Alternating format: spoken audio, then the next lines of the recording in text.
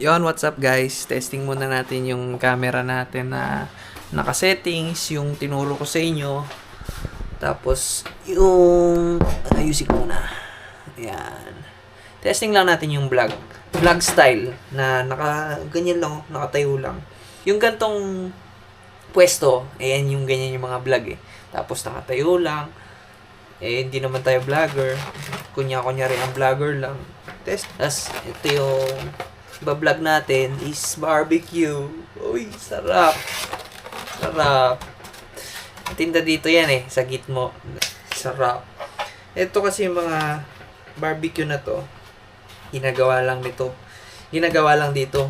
Tapos yung mga Pinoy foods, yung mga ganyan, mga minudo. Bira kasi ang pork dito. Kaya pagka merong pork, ay, sarap. Kahit anong luto, pwede.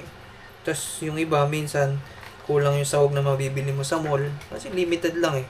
Pero pagka may Pinoy food talaga, ay, sarap. Sarap talaga.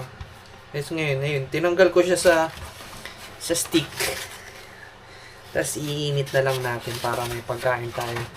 Yan talaga ang buhay ng OFW. Hindi ko nga alam kung ubusin ko na to eh. Kasi, sarap to eh. Tapos yung sauce, sarap. Ayan, tinesting lang natin yung video natin.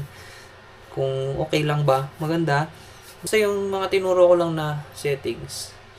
Subukan mo, hindi naman mawawala eh. Ayan, kaya ko, tinan mo. Testing ko lang. Diba?